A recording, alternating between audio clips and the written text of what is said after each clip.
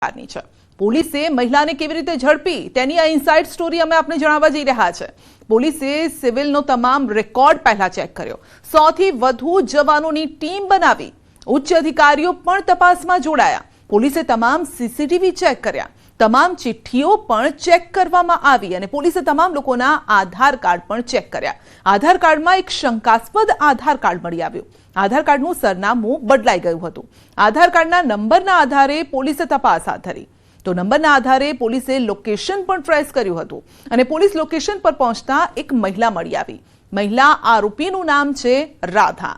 મહિલા ડિંડોલીના લક્ષ્મીનગરમાં રહેતી હતી અને મૂળ તે બિહારની છે। બિહારના સીતામઢીની તે રહેવાસી છે। મહિલાને ઓલરેડી 3 દીકરીઓ છે અને 1 દીકરો પણ છે। તાજેતરમાં જ મહિલાની પ્રસૂતિ પણ થઈ હતી। તો સવાલ એ છે કે તો પછી બાળક ચોરી કેમ કર્યું? ઓલરેડી આ જે મહિલા છે તેને 3 દીકરીઓ છે, 1 દીકરો પણ છે। તાજેતરમાં જ એ પ્રેગ્નેન્ટ થઈ હતી, તો પછી તેણે ચોરી કેમ કરી? આ બાળકની પ્રસૂતિ બાદ બાળકનું મોત થઈ ગયું અને મહિલાનો દાવો છે કે તેનો જે પતિ છે તે તેને ચોર ચોર કહીને બોલાવે છે। હવે જ્યારે સતત એકની એક વાત તમે કોઈને કહેતા હોય ત્યારે માનસિક રીતે એ વાત તમારા ઘર કરી જાય છે, તમારા મનમાં ઘર કરી જાય છે અને એવું જ કંઈક આ મહિલા સાથે થયું। તેના મનમાં ઘર કરી ગઈ વાત કઈ, ફક્ત એક શબ્દ ચોર, કે એ પોતે ચોર છે। ભલે એનો પતિ કહેતો હતો પરંતુ એને પણ એવું લાગવા લાગ્યું કે હું ચોર છું અને પછી આ આખી જે ચોરીની ઘટના છે એને અંજામ આપવાની શરૂઆત થાય છે। સિવિલમાં બાળકની માતાને વિશ્વાસમાં પહેલા તેણે લીધી, કારણ કે પહેલા ઓલરેડી તે સિવિલમાં નોકરી કરતી હતી એટલે એને ખબર હતી કે સિવિલમાં કઈ જગ્યાએ બાળકોનો વોર્ડ છે, કેવી રીતે લોકો સાથે વાતચીત કરવી। બાળકને લઈને સિવિલમાંથી તે નીકળી ગઈ, એટલે કે ચોરી કરીને તે નીકળી ગઈ। બાળકને રાત્રે પાડોશીને ત્યાં પણ મૂકી દીધું। જે ચોરી કરીને બાળક લાવી હતી તે પાડોશીને ત્યાં મૂક્યું। ચોરી કરેલા બાળકને તેણે ફીડિંગ પણ કરાવ્યું, કારણ કે હમણાં જે પ્રેગ્નેન્ટ થઈ હતી પરંતુ તેનું બાળક જે મોતને ભેટ્યું હતું તેણે પોતે ચોરી કરેલા બાળકને ફીડિંગ કરાવ્યું। બાળકને હાલ પોલીસે જો કે મેળવી લીધું છે, કારણ કે તમામ આધાર પુરાવા આ સાથે જ જે ચેકિંગ કરવામાં આવ્યું હતું, જે સ્ટાફનું ચેકિંગ થયું, આ સાથે જે ડોક્યુમેન્ટ ચેક કરવામાં આવ્યા તેના આધારે પોલીસ આ મહિલા સુધી પહોંચી ગઈ અને બાળકને પણ મહિલા હતી તેને પણ પકડી લેવામાં આવી। બાળકને પણ તેનાથી લઈ લેવામાં આવ્યું છે અને જે મૂળ જે પરિવાર છે જેનું બાળક હતું તેને સોંપી દેવામાં આવ્યું છે। એટલે કે બાળક હાલ સ્વસ્થ છે અને તેને એડમિટ કરવામાં આવ્યું છે। તો આ અંગે વધુ અપડેટ મેળવીશું સંવાદદાતા કીર્તેશ પાસેથી। કીર્તેશ, સિવિલમાં બાળકની ચોરી, પરંતુ થોડા જ કલાકોમાં બાળકની ચોરીનો જે આખો ભેદ હતો તે ઉકેલાઈ ગયો છે। બિલકુલ, જે પ્રકારે સુરતમાં બાળકની પ્રસ્તુતિ માટે દાખલ થયેલી મહિલાનો માત્ર 1 કલાકનું બાળક ચોરાઈ જવાની ઘટના સામે આવી હતી। જોકે ઘટનાની જાણ થતા ડિંડોલી પોલીસે સમગ્ર મામલે ખડોદરા પોલીસે તપાસ શરૂ કરી હતી। મહિલા ડિંડોલીની રહેવાસી હોવાનું કેમેરા ચેક કરતા ખબર પડી હતી, એટલે પોલીસની અલગ અલગ ટીમો 200 કરતા વધુ કેમેરા ચેક કર્યા બાદ પહોંચી હતી ડિંડોલી સુધી અને ડિંડોલીથી આ બાળકને છોડાવવામાં આવ્યું હતું। જો કે આ મહિલા જે હતી તેને તાજેતરમાં જ બાળક થયું હતું, પણ આ બાળકનું મોત થતા બાળકની ઝંખનાને લઈને તેને આ બાળકની ચોરી કરી હોવાની કબૂલાત કરી છે। મૂળ બિહારની આ મહિલા છે તે સિવિલમાં આજથી 1.5 વર્ષ પહેલા સિક્યુરિટી ગાર્ડ તરીકે કામ કરી ચૂકી હતી, એટલે કે તમામ સિવિલ હોસ્પિટલથી તે જાણકાર હતી, એટલે તેને આ ગુનાને અંજામ આપ્યો હતો। જો કે હાલ આ મહિલાની ધરપકડ કરી લેવામાં આવી છે। સૌથી મહત્વની વાત છે કે ઘટનાની જાણ થતા પોલીસે તપાસ શરૂ કરી હતી અને જોતજોતામાં પોલીસની અલગ અલગ ટીમો અલગ અલગ કેમેરા ચેક કરતા આ મહિલા સુધી પહોંચી હતી। જે પ્રકારે મહિલાનો ડ્રેસ હતો, એટલે કે સિક્યુરિટી ગાર્ડ હોવાની વિગતો હતી, ત્યારે સિક્યુરિટી ગાર્ડોની પૂછપરછ કરતા એક મળી આવેલું હતું કે આ મહિલા ભૂતકાળમાં અહીંયા સિક્યુરિટી ગાર્ડ તરીકે ચોરી કરતી રહી, કે એક બાજુ કેમેરાની ટીમો દ્વારા કેમેરા ચેક કરવામાં આવતા, તો બીજી બાજુ આ મહિલાની ઓળખ કરી તેની શોધખોળ શરૂ કરી હતી। એમ બંને બાજુની તપાસ કરતા બાળક વહેલી સવારે મળી આવ્યું હતું। અત્યારે બાળક સ્વસ્થ સાથે તેની માતાને સોંપી દેવામાં આવ્યું છે, એટલે કે માતાને તો ખુશી છે, સાથે સાથે પોલીસને ખુશી છે। સૌથી મહત્વની વાત એ છે કે એક દિવસના બાળકને તેની માતા જોડે મિલન કરાવવામાં આવ્યું છે। જી, આપનો આભાર અમારી સાથે જોડાવા।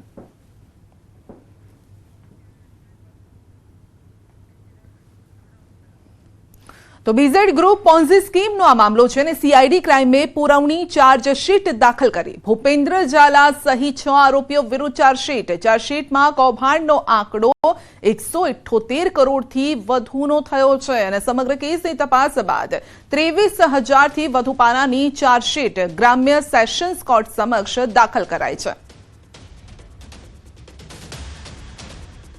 તો બીઝેડ ગ્રુપ પોન્ઝી સ્કીમનો આ મામલો છે અને જે પોન્ઝી સ્કીમનો મામલો અનેક લોકોને ઠગ્યા હતા. આ સાથે જ રોકાણ કરાવતો હતો આ ભૂપેન્દ્ર ઝાલા. સીઆઈડી ક્રાઇમે તમામ તપાસનો ધમધમાટ છેલ્લા ઘણા સમયથી તે કરી રહી છે. ચાર્જશીટ પણ દાખલ કરી. ચાર્જશીટમાં કૌભાંડનો આંકડો 178 કરોડથી વધુનો પહોંચ્યો છે. તો 23,000થી વધુ પાનાની આ ચાર્જશીટ દાખલ કરાઈ છે. અલગ અલગ એંગલથી જે તપાસ કરવામાં આવી હતી તેના આધારે આ ચાર્જશીટ દાખલ કરાઈ છે. વધુ અપડેટ મેળવીશું સંવાદદાતા મૌલિક પાસેથી. જી મૌલિક, કૌભાંડનો આંકડો 178 કરોડને પાર. સંજય, ચોક્કસથી શરૂઆતમાં બીજેડ પોન્ઝી સ્કીમનો કૌભાંડનો આંકડો 6,000 ને પાર જે જોવા મળી રહ્યો હતો. આખરે જ્યારે ચાર્જશીટ થઈ છે 90 દિવસ બાદ ત્યારે આ કેસનો આંકડો હવે 178 કરોડ ઉપર પહોંચ્યો છે. અલગ અલગ જગ્યાએ પુરાવા જે છે તે પણ કબજે કરવામાં આવ્યા છે. જે રોકાણકારો હતા તે 183 થી વધુ વ્યક્તિઓ જે છે તેમને આ બાબતની ફરિયાદ જે છે તે કરી હતી અને સીઆઈડી ક્રાઇમે અત્યાર સુધીમાં જે તપાસ કરી અગાઉ 7 વ્યક્તિઓ વિરુદ્ધ જે ચાર્જશીટ દાખલ કરી હતી. ત્યારબાદ વધુ એક પુરવણી ચાર્જશીટ દાખલ કરતા જે 5 વ્યક્તિઓ વિરુદ્ધ દાખલ કરી છે, જેમાં ભૂપેન્દ્ર છઠ્ઠો આરોપી જે છે તે પણ બતાવવામાં આવે છે. હવે જોવાનું એ રહ્યું કે અત્યાર સુધીમાં જેને તેને ચાર્જશીટ પહેલા જામીન મેળવવા માટે જે અરજીઓ કરી હતી તે તો રિજેક્ટ કરવામાં આવી જ હતી. હાઈકોર્ટે પણ આ બાબતે રિજેક્ટ કરી હતી. પરંતુ હવે ચાર્જશીટ બાદ ભૂપેન્દ્ર ઝાલા જે છે તે પોતાની જેલમાં જેલવાસમાંથી છૂટવા માટે કેવા પ્રયત્નો કરે છે. જી આપનો આભાર.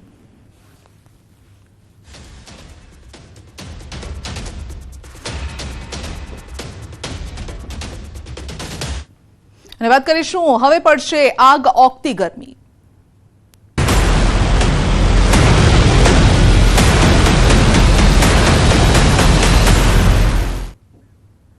તો ગરમીનો નવો રાઉન્ડ શરૂ થઈ ગયો છે અને આજથી સોમવાર સુધીમાં તાપમાનનો પારો 41 ડિગ્રી સુધી પહોંચી જશે. આગામી 25 તારીખ બાદ તાપમાનનો પારો 38 થી 40 ડિગ્રી વચ્ચે રહેવાનો છે. સૌરાષ્ટ્રમાં મોટાભાગના સેન્ટરમાં તાપમાનનો પારો 37 ડિગ્રી સુધી અત્યારે ચાલી રહ્યો છે અને મિશ્ર ઋતુના કારણે જુદા જુદા રોગના કેસમાં પણ ઉછાળો આવ્યો છે. લોકો બિનજરૂરી પોતાના ઘરની બહાર નીકળવાનું ટાળી રહ્યા છે.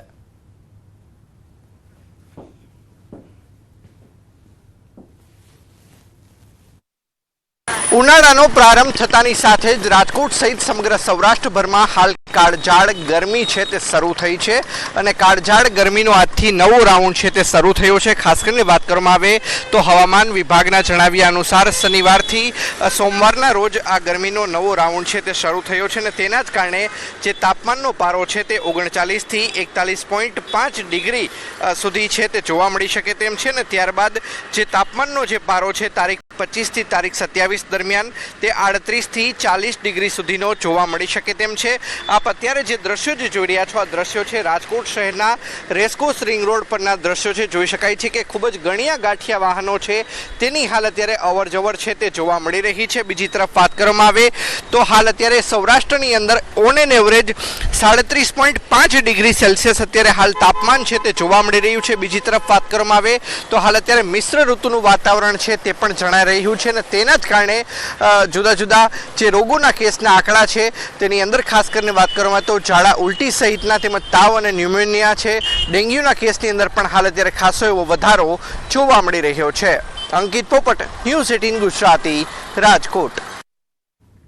વાત કરીશું પોલીસનો દંડો, તંત્રનો હથોડો.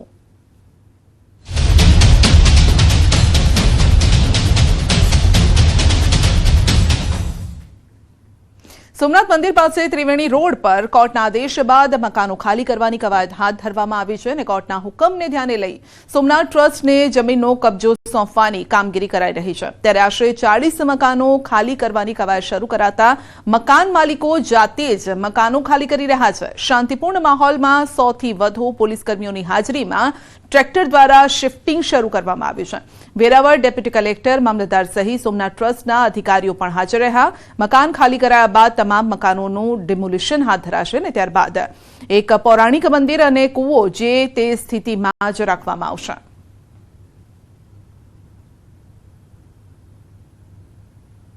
નામદાર કોર્ટના આદેશથી આજે જે મંદિરની જે જગ્યા છે રુદ્રેશ્વર મહાદેવ અને એની આસપાસના ઘરો ટોટલ 40 જેટલા ફેમિલી છે એ તમામને જે મૂળ માલિક છે એને સોંપવાની પ્રક્રિયા અત્યારે ચાલુ છે.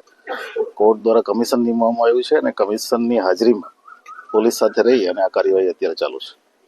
આ જમીન એકચ્યુઅલી કોની છે? સોમનાથ ટ્રસ્ટની જગ્યા છે. ઘણા વર્ષોથી આ લીગલ મેટર હતી. 2003માં આનો ચુકાદો પણ આવી ગયો હતો. અને સુરતમાં આજે ફરી મેગા ડિમોલિશન. લિંબાયત પોલીસ અને એસએમસી દ્વારા ડિમોલિશનની કામગીરી કરાઈ છે. લિંબાયતના માથાભારે વ્યક્તિ વસીમ ઉર્ફે વસીમ પાલ શેખના ત્યાં દાદાનું બુલડોઝર ફરી વળ્યું. વસીમ દ્વારા ગેરકાયદેસર બાંધેલા ક્રિકેટ બોક્સ અને જગ્યા પર ડિમોલિશન કરાયું. વસીમ સામે 28 જેટલા ગંભીર ગુનાઓ નોંધાયેલા છે. મારામારી, દુષ્કર્મ, હત્યા, ખંડણી જેવા ગંભીર ગુનાઓનો આરોપી છે વસીમ. લિંબાયત પોલીસ દ્વારા 100થી પણ વધુ જવાનો સાથે ડિમોલિશનની કાર્યવાહી હાથ ધરાઈ.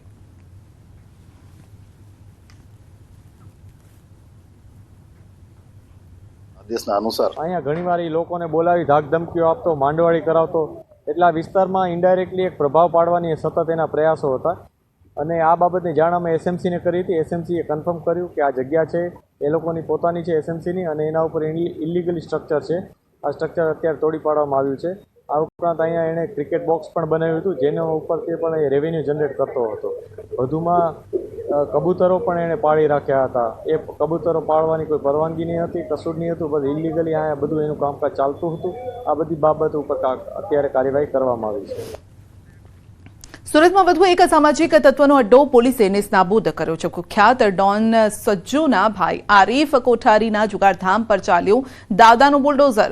જુગાર, રાયોટિંગ, મારામારી સહિતના 22 જેટલા ગુનાઓનો આરોપી છે આરીફ કોઠારી. પોલીસે જણાવ્યું કે સજ્જુને લાજપોર જેલની બહારથી ભગાડવામાં આરીફનો જ હાથ હતો.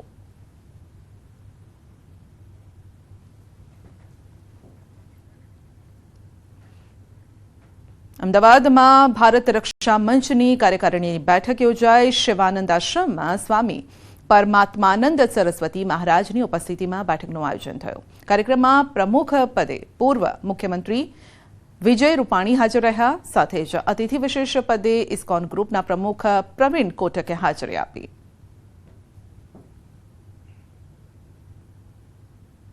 દેશથી માંડીને બાકીના ઘુસપેઠીઓને અહીંયા સિટીઝન બનાવી અને મતદાર યાદીમાં નામો ચડાવીને માત્ર વોટ બેંકની રાજનીતિને કારણે દેશને ખૂબ મોટું નુકસાન કર્યું છે.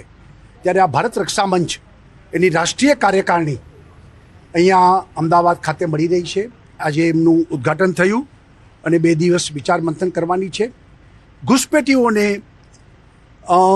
માટે દેશમાં કડક કાયદા બને, ઘુસપેઠીઓને બધાને પાછા મોકલવામાં આવે, આ પ્રકારની એમની ચળવળ એ કરી રહ્યા છે. બુલેટિનમાં આગળ વધીશું નાનકડા બ્રેક બાદ.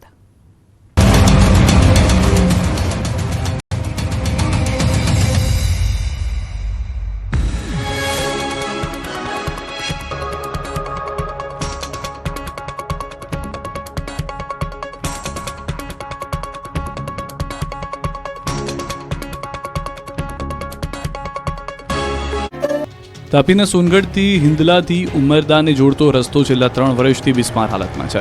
રસ્તા પર દેખાઈ રહેલા સળિયા અને ભ્રષ્ટાચારના બેનમૂન નમૂના છે. હિંદલા અને ઉમરાદને જોડતા રસ્તા ઘણા સમયથી ઉબડખાબડ હોવાથી વાહન ચાલકો ત્રાહિમામ પોકારી ઉઠ્યા છે. રોજે રોજ અહીંથી પસાર થતા વાહન ચાલકો ભારે મુશ્કેલી વેઠી રહ્યા છે. આ રસ્તો જિલ્લા મથક વ્યારા તરફ જવા માટે શોર્ટકટ હોવાથી સ્થાનિકો મોટાભાગે વ્યારા તરફ જવા આવવા માટે આ રસ્તાનો ઉપયોગ કરે છે. સાથે જ ખેડૂતો પણ મોટાભાગે આ જ માર્ગે ચાલવાનું પસંદ કરે છે. પરંતુ રસ્તાની હાલત અતિ ગંભીર હોવાને કારણે અકસ્માતનો ભય સતત સતાવે છે. મહત્વનું છે કે આ રોડ 2017-18માં બનાવવામાં આવ્યો હતો, પરંતુ થોડા જ વર્ષોમાં તે ભંગાર બની ગયો અને સળિયા પણ બહાર આવી ગયા, જેની આજ સુધી મરામત કરવામાં આવી નથી. તે આ રસ્તા પર વહેલી તકે રિપેર કરવામાં આવે તેવી લોક માંગ પણ ઉઠી રહી છે. ભરૂચ જિલ્લામાં શાળા કોલેજ નજીક નશાયુક્ત પદાર્થોનું વેચાણ અને સેવન કરતા લોકો સામે પોલીસે લાલાક કરી. પોલીસે સ્પેશિયલ ડ્રાઈવ કરીને નશાને ડામવા પર ભાર મૂક્યો. જિલ્લાના અલગ અલગ પોલીસ સ્ટેશનના 29 પોલીસ અધિકારી તથા પોલીસ 145 કર્મચારી સાથે અલગ અલગ કુલ 29 ટીમો બનાવી કાર્ય કરવામાં આવી રહ્યું છે. જેમાં કોલેજ હાઈસ્કૂલના મુખ્ય ગેટને અડચણરૂપ થાય તેવા લારી ગલ્લા દૂર કરવામાં આવ્યા હતા. આ ઉપરાંત શાળા કોલેજો નજીક બીડી, સિગરેટ, ગુટખા જેવી તમાકુ પ્રોડક્ટનું વેચાણ કરતા વેપારીઓ પર ટોબેકો એક્ટ હેઠળ કાર્યવાહી કરી દંડ ફટકારાયો. શાળા કોલેજોની આસપાસ વિદ્યાર્થીઓની છેડતીની કોઈ બનાવ ન બને તે માટે પણ કડક ચેકિંગ હાથ ધરાયું. આગામી સમયમાં પણ સમયાંતરે આ પ્રકારની કાર્યવાહી કરવામાં આવશે તેમ પોલીસ તંત્ર દ્વારા જણાવાયું. પેટીએમથી નાણાંનું ટ્રાન્ઝેક્શન કરતા પહેલા સાવધાન રહેજો, કારણ કે તમારી પણ થઈ શકે છે છેતરપિંડી. સાણંદના એક વેપારી સાથે ફેક પેટીએમ પેમેન્ટ એપ્લિકેશનનો ઉપયોગ કરીને ઠગાઈ કરવામાં આવી. સાણંદ પોલીસે છેતરપિંડી કરનાર 2 શખ્સોને દબોચી લીધા. પોલીસ કસ્ટડીમાં જોવા મળતા આરોપી અખ્તર હુસૈન કાગદી અને મોહમ્મદ સોએબ શેખ છે, જેમણે ફેક પેટીએમ પેમેન્ટ કરીને મોબાઈલના વેપારીને ચૂનો.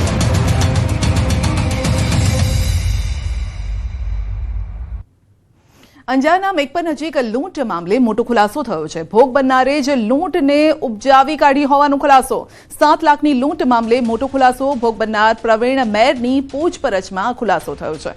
લૂંટને ઉપજાવી કાઢેલી વાર્તા રચી દીધી. લૂંટની રકમ મિત્ર નાગપાલસિંહને આપી હતી. પોલીસે લૂંટનો મુદ્દામાલ પણ કબજે કર્યો છે. ભોગ બનનાર જે છે એ પોતે જે છે આ આખા અંજામને એક ખોટી રીતે ઉપજાવેલ હતું અને એમાં પોતે એમને પૈસાની જરૂરિયાત હોય એના માટે અને પોતાની આર્થિક સ્થિતિ સારી રીતે થાય આ પર્સનલ બેનિફિટ માટે જે છે એના દ્વારા ભોગ બનનાર દ્વારા આખી જે સ્ટોરી ઉપજાવેલ હતી. મહેસાણા ઊંઝાના મકતુપુર હાઈવે પર ચોરીની ઘટના ઘટી છે, જે સીસીટીવીમાં કેદ થઈ છે. પાર્કિંગમાં મૂકેલ પિકઅપ ડાલામાંથી રોકડ રકમ, મોબાઈલ, સોનાના માદડિયા, સોનાના નથણીની ચોરી થઈ છે. હાઈવે પર સમ્રાટ થ્રેસરના પાર્કિંગમાં મૂકેલ પિકઅપ ડાલામાંથી આ ચોરી થઈ છે. રાજસ્થાનની મકતુપુર આવેલ ઓમારા માળી સાથે આ ઘટના બની છે. તો ટોટલ 1,15,000 રૂપિયાના મુદ્દામાલની ચોરી થઈ છે અને ઊંઝા પોલીસ મથકે આ મામલે સીસીટીવીના આધારે પોલીસ ફરિયાદ સાથે તપાસ પણ હાથ ધરાઈ.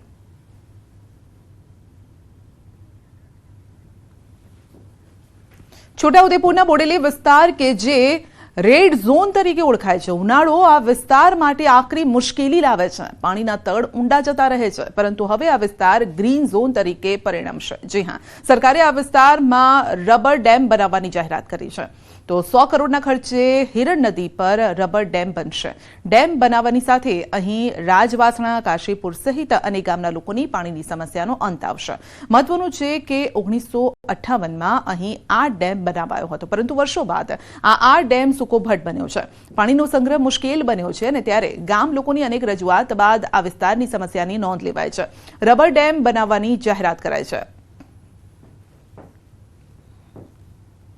ગુજરાત સરકારના મુખ્યમંત્રી ભૂપેન્દ્રભાઈ પટેલ અને મંત્રી કુંવરજી બાવળિયા સાહેબે આ ડેમ માટે 128 કરોડ રૂપિયા જેટલી માતબર રકમ ફાળવતા આ આવનારા દિવસોની અંદર આ ડેમનું ખાતમુહૂર્ત માનનીય મુખ્યમંત્રી દ્વારા થનાર છે.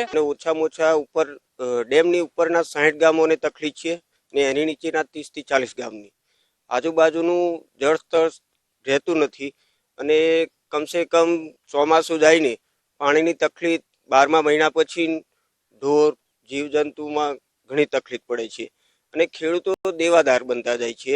રબર ડેમ બનવાથી નવીન વિયરનું નવીનીકરણ કરીને રાજવાસના મુકામે વિયરની કામગીરી કરવામાં આવશે, જેનાથી રાજવાસનાની આજુબાજુના 15 થી 20 ગામોમાં પરોક્ષ રીતે સિંચાઈનો લાભ થશે. આ ઉપરાંત આ નસવાડી અને બોડેલી તાલુકાના વિસ્તારોમાં ભૂગર્ભ જળ ઉપર આવશે. આનો 100 કરોડ અંદાજે ખર્ચ થશે. બોડેલી તાલુકાના રાજવાસના અને કાશીપુરા વચ્ચેથી હેરણ નદી પસાર થાય છે. આજે હેરણ નદી ઉપર વર્ષો પહેલા રજવાડાના સમયની અંદર અહીં આ ડેમ બનાવવામાં આવ્યો હતો. જે તે સમય વખત આ વિસ્તારની અંદર જ્યારે સિંચાઈના પાણીની મોટી મુશ્કેલી હતી, તે જ કારણે આ વિસ્તારના ખેડૂતોને લાભ મળે તે માટે ડેમ બનાવવામાં આવ્યો હતો. પરંતુ સમય જતાં આ ડેમની અંદર રેતી કાપ ભરાઈ જતા સૂકો ભટ્ટ ડેમ જોવાઈ રહ્યો છે. જ્યારે આ વિસ્તારના લોકોએ સરકારમાં રજૂઆતો કરી, કારણ કે ચોમાસું પૂરું થઈ જતા આ વિસ્તારની અંદર સિંચાઈનું જે પાણી મળતું નહોતું, જ્યારે આ વિસ્તારના ખેડૂતોને મોટી મુશ્કેલી નડતી હતી. કારણ કે આ વિસ્તાર પથરાળ વિસ્તાર છે. ચોમાસું પૂરું થતાં જ આ જળ સ્તર છે તે બિલકુલ નીચે ઉતરી જતા હોય છે. તેના કારણે આ વિસ્તારના લોકોને મોટી મુશ્કેલી નડતી હતી. જ્યારે સરકારની અંદર રજૂઆત કરતા સરકારે 128 કરોડની રકમથી આ જે રાજવાસના ડેમ ખાતે રબર ડેમ બનાવવાનું નક્કી કરવામાં આવ્યું છે. ત્યારે આવનારા સમયની અંદર આ જ વિસ્તારની અંદર રબર ડેમ બનશે. તેના જ કારણે આ વિસ્તારના ખેડૂતોની અંદર હાલ તો ખુશી છવાઈ છે. સેજબ ખત્રી, ન્યૂઝ 18 ગુજરાતી, છોટાઉદેપુર. રાજ્ય સરકાર દ્વારા લોકોને વિનામૂલ્યે સારવાર મળી રહે તે માટે આરોગ્ય કેન્દ્ર બનાવવામાં આવે છે, પરંતુ પોરબંદરમાં આવેલ શીતલા ચોક શહેરી આરોગ્ય કેન્દ્ર તથા કડિયા પ્લોટ શહેરી આરોગ્ય કેન્દ્રની સ્થિતિ કંઈક જુદી જોવા મળી રહી છે. અહીં આવતા લોકોને અહીંથી જર્જરિત બિલ્ડિંગનો ભય લાગે છે અને અહીંની સ્થિતિ એવી છે કે આરોગ્ય કેન્દ્રની નળિયાની નીચે પ્લાસ્ટિકની તમાલપત્રી બાંધવામાં આવી છે. વર્ષો જૂના આ આરોગ્ય કેન્દ્રમાં ચોમાસા દરમિયાન રીતસર પાણી પડતું હોય છે. અવારનવાર નળિયા પણ નીચે પડવાના બનાવ બની ચૂક્યા છે. આ બંને આરોગ્ય કેન્દ્રને નવા આરોગ્ય કેન્દ્ર બનાવવા માટે 1.5 વર્ષથી જગ્યા પણ ફાળવી દેવાય છે અને છતાં પણ અત્યાર સુધી બિલ્ડિંગ નહીં બનતા લોકોમાં રોષ જોવા મળી રહ્યો છે. આ અંગે પોરબંદર જિલ્લા આરોગ્ય અધિકારીને પૂછવામાં આવતા તેઓએ ગોળ ગોળ જવાબ આપ્યો. આ બંને આરોગ્ય કેન્દ્ર શીતલા ચોક અને કડિયા પ્લોટ અતિ જર્જરિત હાલતમાં છે. ઉપર છતમાં આરોગ્ય વિભાગ તરફથી પાણી અને પોપડા ન ખરે એના માટે તાલપત્રી બાંધવામાં આવી. આરોગ્ય કેન્દ્રો 100 सीधा आपने ले जैसू हवामान विभाग की प्रेस कॉन्फ्रेंस. स्थिति के लिए फोरकास्ट है, उसमें ड्राई वेदर प्रिवेल करेगा और मैक्सिमम टेम्परेचर की बात करेंगे तो आने वाले 4 दिनों के लिए मैक्सिमम टेम्परेचर में 2 से 3 डिग्री की बढ़ोतरी का पूर्वानुमान है. उसके बाद मैक्सिमम टेम्परेचर में 4 दिन के बाद 2 से 3 डिग्री के गिरावट का पूर्वानुमान है. और मिनिमम टेम्परेचर की बात करेंगे तो आने वाले 3 दिनों के लिए मिनिमम टेम्परेचर 9 लाख चेंज में रहेगा. उसके बाद मिनिमम टेम्परेचर में 2 से 3 डिग्री के गिरावट का पूर्वानुमान है. और मैक्सिमम टेम्परेचर अहमदाबाद और गांधीनगर के रियलाइज की बात करेंगे तो अहमदाबाद में 37.2 और गांधीनगर का 36.8 मैक्सिमम टेम्परेचर रियलाइज हुआ है. और पूरे गुजरात स्टेट की बात करेंगे जहां पे सबसे ज़्यादा मैक्सिमम टेम्परेचर रियलाइज हुआ है वो राजकोट 38.3 डिग्री सेल्सियस. और विंड डायरेक्शन की बात करेंगे तो पूरे गुजरात स्टेट में जो लैंड रीजन पे विंड की डायरेक्शन होगी वो northerly to north easterly wind prevail करेगी. और आने वाले 4 दिनों के लिए discomfort condition entire Gujarat coast पे बनी रहेगी. और जो डिस्कम्फर्ट कंडीशन है वो डे 1, डे 2, डे 3, डे 4 यानी 22, 23, 24 और 25 तारीख को एंटायर गुजरात कोस्ट के लिए due to hot and humid air के कारण डिस्कम्फर्ट कंडीशन बनी रहेगी.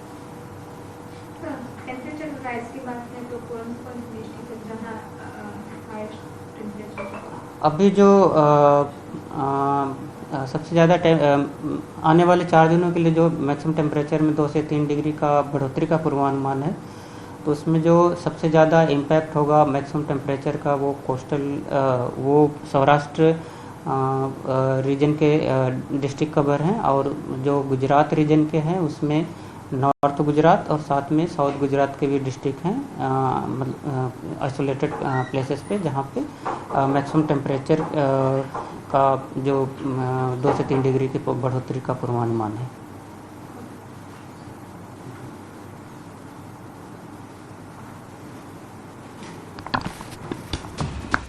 તો આવનાર 2-3 દિવસ ગરમી ભૂક્કા બોલાવશે કારણ કે તાપમાનનો પારો 2 થી 3 ડિગ્રી વધવાનો છે. માટે સાચવજો કારણ કે આ સમયમાં જ્યારે ડબલ ઋતુ પણ થતી હોય છે ત્યારે રોગચાળાનો પણ ખતરો રહેતો હોય છે.